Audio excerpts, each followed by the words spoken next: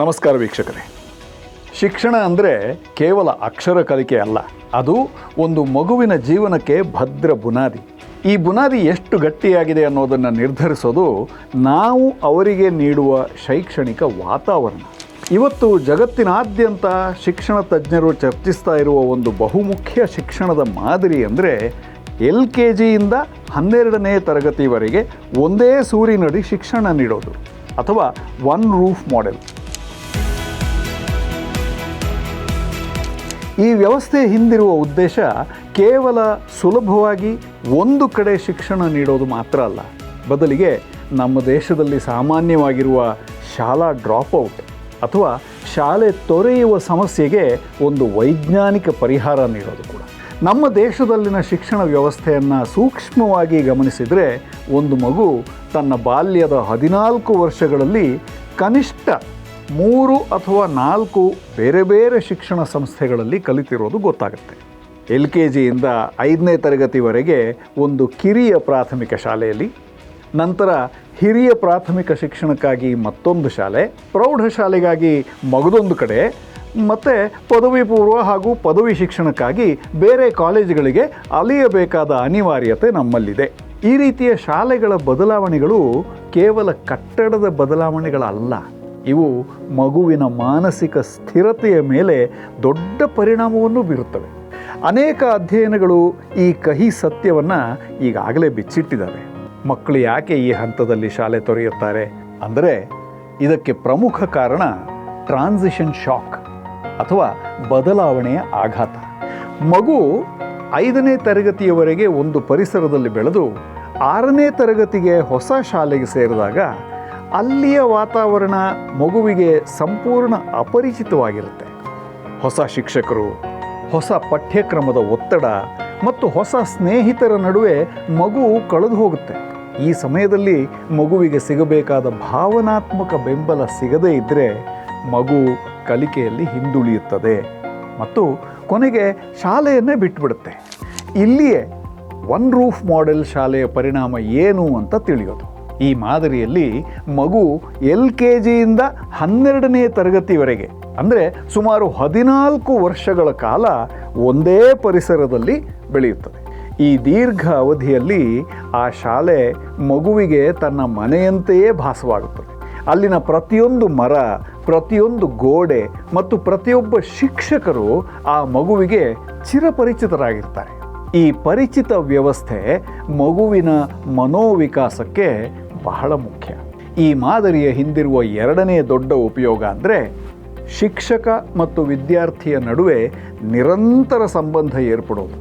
ಮಗು ದೀರ್ಘಕಾಲ ಒಂದೇ ಶಾಲೆಯಲ್ಲಿದ್ದಾಗ ಶಿಕ್ಷಕರಿಗೆ ಆ ಮಗುವಿನ ಸಾಮರ್ಥ್ಯದ ಬಗ್ಗೆ ಸ್ಪಷ್ಟವಾಗಿ ಅರಿವಿರುತ್ತೆ. ಪ್ರಾಥಮಿಕ ತರಗತಿಯಲ್ಲಿ ಮಗುವಿಗೆ ಗಣಿತ ಕಷ್ಟ ಆಗ್ತಾ ಇದ್ದರೆ ಈ ಮಾಹಿತಿಯನ್ನು 8ನೇ ತರಗತಿಯ ಶಿಕ್ಷಕರಿಗೆ ವರ್ಗಾಯಿಸೋದಕ್ಕೆ ಇಲ್ಲಿ ಸುಲಭ ಆಗುತ್ತೆ. ಈ ರೀತಿಯ ಡೇಟಾ ಕಂಟಿನ್ಯೂಯಿಟಿ ಅಥವಾ ಮಾಹಿತಿಯ ನಿರಂತರತೆ ಮಗುವಿನ ಕಲಿಕಾ ದೋಷಗಳನ್ನು ತಿದ್ದೋದಕ್ಕೆ ಸಹಕಾರಿಯಾಗುತ್ತೆ. ಅಮೆರಿಕಾದಂತಹ ದೇಶಗಳಲ್ಲಿ ನಡೆಸಲಾದ ಅಧ್ಯಯನದ ಪ್ರಕಾರ K-12 ಮಾದರಿಯ ಶಾಲೆಗಳಲ್ಲಿ ಕಲಿಯುವ ಮಕ್ಕಳಲ್ಲಿ ಆತ್ಮವಿಶ್ವಾಸ ಬೇರೆ ಮಕ್ಕಳಿಗಿಂತ 20% ಹೆಚ್ಚಿರುತ್ತಂತೆ. ಇದಕ್ಕೆ ಮುಖ್ಯ ಕಾರಣ ಅಂದರೆ ಅವರಿಗೆ ಸಿಗುವ ನಿರಂತರ ಮೇಲ್ವಿಚಾರಣೆ.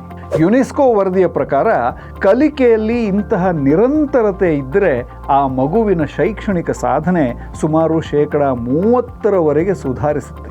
ಇನ್ನು ಸಾಮಾಜಿಕವಾಗಿ ಯೋಚನೆ ಮಾಡಿದ್ರೆ ಗ್ರಾಮೀಣ ಪ್ರದೇಶದಲ್ಲಿ ಹೆಣ್ಣು ಮಕ್ಕಳು ಶಿಕ್ಷಣನ ಅರ್ಧಕ್ಕೆ ನಿಲ್ಲಿಸೋದಕ್ಕೆ ಮುಖ್ಯ ಕಾರಣ ಶಾಲೆಯ ದೂರ ಮತ್ತು ಅಸುರಕ್ಷತೆಯ ಆತಂಕ. ಪ್ರಾಥಮಿಕ ಶಾಲೆ ಹಳ್ಳಿಯಲ್ಲಿದ್ದರೆ ಪ್ರೌಢಶಾಲೆಗೆ ಬೇರೆ ಊರಿಗೆ ಹೋಗಬೇಕಾದಾಗ ಪೋಷಕರು ಸುರಕ್ಷತೆಯ ದೃಷ್ಟಿಯಿಂದ ಹೆಣ್ಣು ಮಕ್ಕಳನ್ನು ಶಾಲೆಗೆ ಕಳಿಸೋದನ್ನೇ ನಿಲ್ಲಿಸ್ಬಿಡ್ತಾರೆ. ಆದರೆ LKGಯಿಂದ 12ನೇ ತರಗತಿಯವರೆಗೆ ಒಂದೇ ಸೂರಿನಡಿ ಶಿಕ್ಷಣ ಸಿಗುವಂತಾದರೆ ಪೋಷಕರಿಗೆ ಒಂದು ರೀತಿಯ ನಂಬಿಕೆ ಮತ್ತು ಭದ್ರತೆಯ ಭಾವನೆ ಮೂಡುತ್ತದೆ. ಇದರಿಂದ ಹೆಣ್ಣು ಮಕ್ಕಳ ಶಿಕ್ಷಣದ ಪ್ರಮಾಣ ಗಣನೀಯವಾಗಿ ಏರಿಕೆಯಾಗ್ತಾ ಇದೆ. ನಮ್ಮ ಸರ್ಕಾರ ನಡೆಸಿದ ಅಂಕಿ ಅಂಶಗಳ ಪ್ರಕಾರ ಸಂಯೋಜಿತ ಶಾಲೆಗಳಿರುವ ಪ್ರದೇಶಗಳಲ್ಲಿ ಹೆಣ್ಣು ಮಕ್ಕಳ ದಾಖಲಾತಿ ಪ್ರಮಾಣ ಇತರ ಪ್ರದೇಶಗಳಿಗಿಂತ 15% ರಿಂದ 18% ಹೆಚ್ಚಾಗಿದೆ. ಇದು ಶಿಕ್ಷಣ ವ್ಯವಸ್ಥೆಯಲ್ಲಿ ನಾವು ಕಾಣಬೇಕಾದ ದೊಡ್ಡ ಸಾಮಾಜಿಕ ಬದಲಾವಣೆ. ಆರ್ಥಿಕ ದೃಷ್ಟಿಯಲ್ಲಿ ಕೂಡ ಈ ಮಾದರಿ ಪೋಷಕರಿಗೆ ದೊಡ್ಡ ವರದಾನ. ಪ್ರತಿ ಹಂತದಲ್ಲೂ ಹೊಸ ಪ್ರವೇಶಾತಿ ಶುಲ್ಕ, ಹೊಸ ಸಮವಸ್ತ್ರ ಮತ್ತು ಹೊಸ ಪುಸ್ತಕಗಳ ಹೊರೆ ತಪ್ಪುತ್ತೆ. ಭಾರತದಲ್ಲಿ ಸರಾಸರಿ ಮಧ್ಯಮ ವರ್ಗದ ಕುಟುಂಬಗಳು ತಮ್ಮ ಆದಾಯದ ಸುಮಾರು 25% ಮಕ್ಕಳ ಶಿಕ್ಷಣಕ್ಕಾಗಿ ವ್ಯಯಿಸ್ತವೆ. ಈ ಒನ್ ರೂಫ್ ಮಾಡೆಲ್ ಪೋಷಕರಿಗೆ ಮಕ್ಕಳ ಶಿಕ್ಷಣದ ಖರ್ಚಿನ ಅಂದಾಜನ್ನು ಮೊದಲೇ ನೀಡಿ ಅವರಿಗೆ ದೀರ್ಘಕಾಲದ ಆರ್ಥಿಕ ಯೋಜನೆಯನ್ನು ರೂಪಿಸೋದಕ್ಕೆ ಸಹಾಯ ಮಾಡುತ್ತೆ. ಅಷ್ಟೇ ಅಲ್ಲದೆ ಶಾಲೆಯ ಆಡಳಿತ ಮಂಡಳಿಗೂ ಕೂಡ ವಾಚನಾಲಯ, ವಿಜ್ಞಾನ ಪ್ರಯೋಗಾಲಯ ಮತ್ತು ಕ್ರೀಡಾಂಗಣದಂತಹ ಸಂಪನ್ಮೂಲಗಳನ್ನು ಸೃಷ್ಟಿಸೋದಕ್ಕೆ ಸಾಧ್ಯ ಆಗುತ್ತೆ. ಒಂದೇ ಪ್ರಯೋಗಾಲಯವನ್ನು ಹಿರಿಯ ಮತ್ತು ಕಿರಿಯ ವಿದ್ಯಾರ್ಥಿಗಳು ಬೇರೆ ಬೇರೆ ಸಮಯದಲ್ಲಿ ಬಳಸೋದು ಸಂಪನ್ಮೂಲಗಳ ಉಳಿತಾಯಕ್ಕೆ ದಾರಿಯಾಗುತ್ತೆ. ಈ ಉಳಿತಾಯದ ಹಣವನ್ನು ಮಕ್ಕಳ ಕಲಿಕೆಯ ಗುಣಮಟ್ಟ ಹೆಚ್ಚಿಸೋದಕ್ಕೆ ಬಳಸ್ಬೋದು. ಈ ಒನ್ ರೂಫ್ ಮಾಡೆಲನ್ನು ಯಶಸ್ವಿಯಾಗಿ ಜಾರಿಗೆ ತರೋದಕ್ಕೆ ಸರ್ಕಾರ ರಾಜ್ಯಾದ್ಯಂತ ಸುಮಾರು 800 KPS ಅಥವಾ ಕರ್ನಾಟಕ ಪಬ್ಲಿಕ್ ಸ್ಕೂಲ್ಗಳನ್ನು ಅಭಿವೃದ್ಧಿಪಡಿಸ್ತಾ ಇದೆ.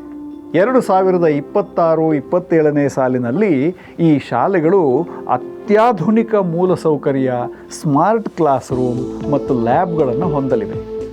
LKGಯಿಂದ 12ನೇ ತರಗತಿಯವರೆಗೆ ಒಂದೇ ಕಡೆ ಗುಣಮಟ್ಟದ ಶಿಕ್ಷಣ ನೀಡುವುದರ ಮೂಲಕ ಸರ್ಕಾರಿ ಶಾಲೆಗಳತ್ತ ಮಕ್ಕಳನ್ನು ಮತ್ತೆ ಆಕರ್ಷಿಸೋದು ಮತ್ತು ಡ್ರಾಪ್ಔಟ್ ಪ್ರಮಾಣಗಳನ್ನು ಶೂನ್ಯಕ್ಕೆ ಇಳಿಸೋದು ಸರ್ಕಾರದ ಪ್ರಮುಖ ಗುರಿ. ನಾವೆಲ್ಲರೂ ಅರ್ಥ ಮಾಡಿಕೊಳ್ಳಬೇಕಾದ ವಿಷಯ ಅಂದರೆ, ಶಿಕ್ಷಣ ಅನ್ನೋದು ಕೇವಲ ವೈಯಕ್ತಿಕ ಬೆಳವಣಿಗೆ ಅಲ್ಲ, ಅದು ದೇಶದ ಪ್ರಗತಿಯ ದಾರಿ.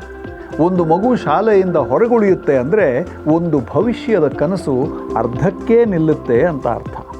KPS ಶಾಲೆಗಳ ಸ್ಥಾಪನೆಯಾದ ನಂತರ ರಾಜ್ಯದ ಗ್ರಾಮೀಣ ಭಾಗದ ಪ್ರತಿಭಾವಂತ ಮಕ್ಕಳು ಯಾವುದೇ ಹೊರೆ ಇಲ್ಲದೆ ವಿಶ್ವ ದರ್ಜೆಯ ಶಿಕ್ಷಣವನ್ನು ಪಡೀತಾ ಇದ್ದಾರೆ.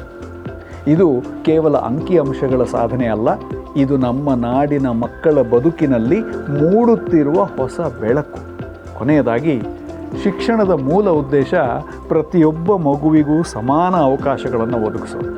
LKGಯಿಂದ 12ನೇ ತರಗತಿ ಎಂಬ ಕಲ್ಪನೆ ಕೇವಲ ಒಂದು ವ್ಯವಸ್ಥೆ ಅಲ್ಲ, ಅದು ಒಂದು ಭರವಸೆ.